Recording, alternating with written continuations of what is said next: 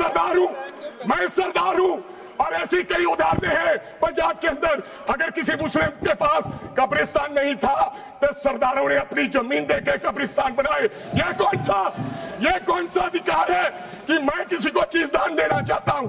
और इसको कौन बताएगा? रिजू साहब ये बताएंगे कि ये प्रैक्टिसिंग मुस्लिम है या नहीं है? यह सरासर अन्याय है। कल को श्रोमणी गुरुद्वारा प्रबंधक कमेटी 1925 का सिखों का जो एक्ट है आप उसमें भी संशोधन करेंगे।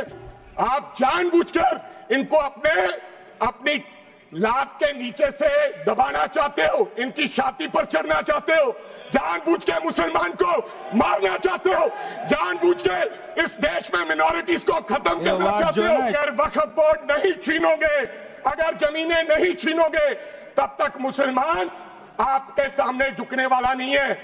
और फिर क्या कहा गृह मंत्री साहब ने? आज गृह मंत्री साहब ने कहा, मैं ज्यादा रेपिटेशन ना करते हुए सीधा बिल का विरोध करने के लिए खड़ा हुआ हूं। मैंने आज देश के गृह मंत्री का अच्छे तरीके से भाषण सुना और उन्होंने बार बार एक ही बात को 2-3 बातों को ज्यादा जोर दिया। एक तो उन्होंने कहा कि विरोधी दल भ्रम फैला रहे हैं, मुसलमानों के बीच डर फैला रहे हैं। ये हमने फैलाया हुआ डर नहीं है। जब देश के मुसलमान को लगा कि देश में बीजेपी में 240 संसदों में एक भी मुसलमान सांसद नहीं है, हमारे लिए जगह नहीं है, तो वो डरने लगा। जब आपने कब्रिस्तान की बात की, आपने शमशान घाट की बात की, तो वो डरने लगा।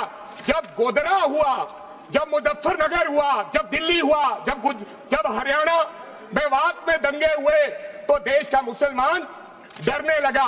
और फिर क्या कहा गृह मंत्री साहब ने? आज गृह मंत्री साहब ने कहा कि 2013 का बिल अगर नहीं आता, यूपीए नहीं लेकर आती, तो आज इस बिल की जरूरत नहीं थी। क्यों बिल लाए? क्योंकि आपको पता चल गया कि देश का मुसलमान हमारा साथ नहीं दे रहा। हमने हथकंडे अपना लिए, हमने आरएसएस की नीति अपना ली, हमने डंडा अपना लिया, दंगे हो गए, लेकिन मुसलमान हमारे साथ आने के लिए तैयार नहीं है। फिर आपको पता चला, आपने एक और अंकड़ा दिया, आपने कहा 1913 से 2013 तक केवल 18 लाख मुसलमानों का जमीन था और 2013 से अब तक 21 लाख और हो गया, यानी कि 39 लाख टोटल जमीन हो गया।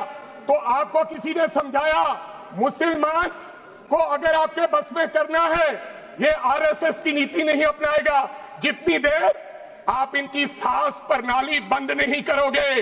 अगर वक्फ बोर्ड नहीं छीनोगे, अगर जमीनें नहीं छीनोगे, तब तक मुसलमान आपके सामने झुकने वाला नहीं है।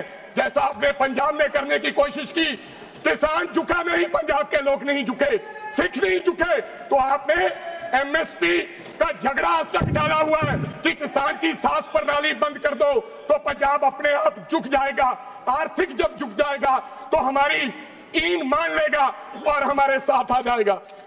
आदरणीय सर, आपने बार बार कहा, आज गृह मंत्री साहब ने कहा गवर्नमेंट प्रॉपर्टी पर किसी का अधिकार नहीं है, पंचायत की जमीन कोई दान नहीं दे सकता है। मैं आपको इसके पीछे लोचा क्या है, इसके पीछे छुपा हुआ राज क्या है? 1947 में जब बंटवारा हुआ था, 47 से लेकर 1954 तक सारी प्रॉपर्टी गवर्नमेंट के नाम हो गई थी। उसके बाद 1954 में एक्ट बना, तो वो एक्ट में सर्वे हुआ 1961 टू 1970। सर्वे किसने किया?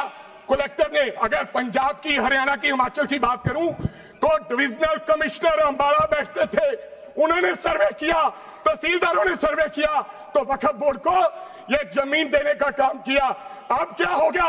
जैसे राहुल गांधी कर्नाटक में भाषण देते हैं, गुजरात में मुकदमा दर्ज होता है, सजा हो गई। गवर्नमेंट की प्रॉपर्टी तो 1947 और 1954 में तो सारी प्रॉपर्टीज गवर्नमेंट की थी। अब एक बंदा खड़ा होगा तो वो कहेगा कि यहां पर ये गवर्नमेंट की प्रॉपर्टी है, डिस्प्यूट होगा, तो आप वक्फ बाय यूजर का अधिकार खत्म कर दोगे कि ये तो जमीन गवर्नमेंट की थी, आप उसकी जमीन छीन लोगे। फिर आपने कहा लिमिटेशन एक्ट की बात कर रहे हैं आप, और किसी धार्मिक स्थानों पर तो लिमिटेशन एक्ट लागू नहीं होता, इनके ऊपर क्यों?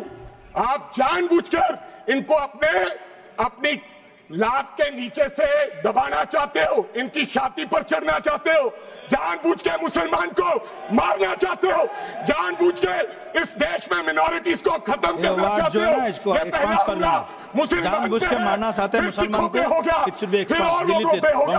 और लास्ट आपने कहा प्रैक्टिसिंग मुस्लिम, एक आपने और कंडीशन लगा दी लास्ट कि 5 साल प्रैक्टिस मुस्लिम होना चाहिए, वो दान दे सकता है। मैं सरदार हूं और ऐसी कई उदाहरणें हैं पंजाब के अंदर। अगर किसी मुस्लिम के पास कब्रिस्तान नहीं था तो सरदारों ने अपनी जमीन देकर कब्रिस्तान बनाए। यह कौन सा अधिकार है कि मैं किसी को चीज दान देना चाहता हूं? और इसको कौन बताएगा? रिजू साहब ये बताएंगे कि ये प्रैक्टिसिंग मुस्लिम है या नहीं है? ये सरासर अन्याय है। कल को श्रोमणी गुरुद्वारा प्रबंधक कमेटी 1925 का सिखों का जो एक्ट है, आप उसमें भी संशोधन करेंगे। आपको लगता है पहले मुस्लिम मारेंगे, फिर सिख मारेंगे, फिर क्रिश्चियन मारेंगे? ये आपकी सोच है और मैं बिल का विरोध करता हूं। खबरों में बने रहने के लिए फोरम 4 को सब्सक्राइब करें और नोटिफिकेशन पाने के लिए बेल आइकन दबाएं।